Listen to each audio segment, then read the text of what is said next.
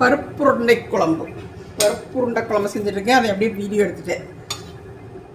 என்னென்னா, கடலப்பருப்பு வரமிளகாய் ஊற வச்சு அது கூட சோம்பு, பெருங்காயத்தூள், உப்பு சேர்த்து அரைச்சி எடுத்து உருண்டை பிடிச்சி எடுத்து வச்சுட்டேன். இப்போ வந்து தாளிப்பு. எண்ணெய் ஊற்றி கடுகு போட்டு வெந்தயம் கொஞ்சம் வெந்தய தாளிப்புக்கு பெரிய வெங்காயம் வெட்டி வச்சது,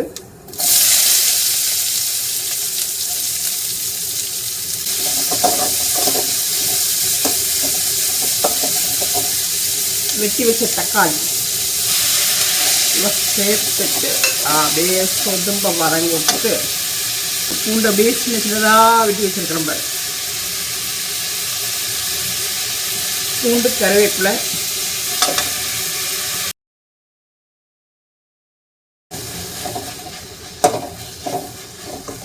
சமையல் பண்ணும்போது எனக்கு தொடர்ந்து ஏதாச்சும் பேச கிடைக்கிறது இல்லை. அதனால இதை முக்கால்வாசி செய்ய போடுறதில்லை. என்ன பேசுறது தெரியுபடி.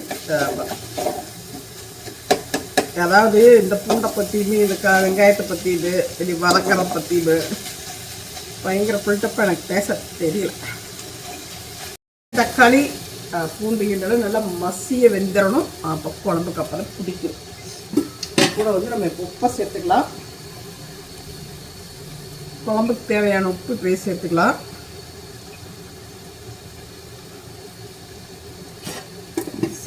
கொஞ்சம் சேர்த்துருக்கேன். பத்தலைனா போட்டுக்கலாம். அது மாதிரி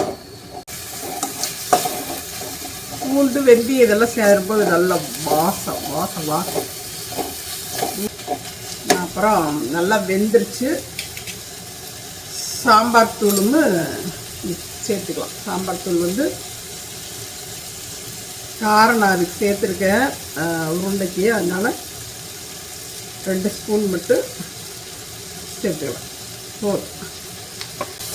அதை நல்லா வதக்க விட்டுட்டு கொஞ்சம் மஞ்சத்தூள், லைட்டாக பெருங்காயத்தூள் லைட்டாக,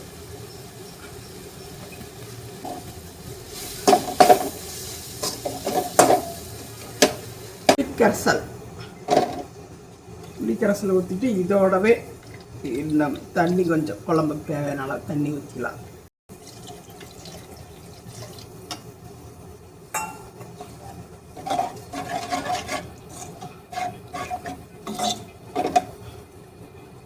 கொதிக்கட்டும். அதுக்கிடையில் தேங்காய் ஒரு மூடி கொண்டு அரைச்சி எடுத்துட்டு வந்துட்டு வச்சிட்டோம்னா அதுக்கப்புறம் நம்ம ரெடி பண்ணி வச்ச இந்த உருண்டை எடுத்து இதோட சேர்த்துட்டு அப்புறம் இந்த தேங்காய் பாலை ஊற்றிட்டு முடிச்சிடலாம்.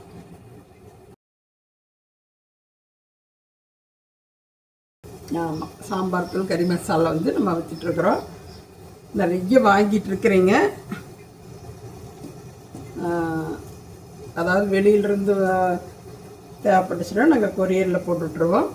வாட்ஸ்அப் நம்பருக்கு நீங்கள் அட்ரஸ் அனுப்புனீங்கன்னா, நீங்கள் பக்கத்தில் இருக்கிறவங்களா இருந்துச்சுன்னா, திருப்பூர் சுற்றுலாவில் இருந்தீங்கன்னா, புது பஸ் ஸ்டாண்ட் ஏரியாவுக்கு வர்றவங்களா இருந்ததுன்னா புது பஸ் ஸ்டாண்டில் கம்பெனியில் வாங்கிக்கலாம். கறி மசாலா, சாம்பார் தூள் ரெகுலராக கொடுத்துட்ருக்கோம். பருப்பு பொடி, இட்லி பொடி, இந்த வகைகளும் இருக்குது. வாட்ஸ்அப்புக்கு நீங்கள் வந்தீங்கன்னா என்ன பொருள் இருக்குது அப்படின்னு சொல்லிட்டு என்னென்ன ரேட்டு அப்படின்ட்டு தெரிஞ்சுக்கலாம். இது பருப்பு உருண்டைகளை அப்படியே ஒன்றுன்னா குழம்புக்குள்ளே போட்டுடலாம்.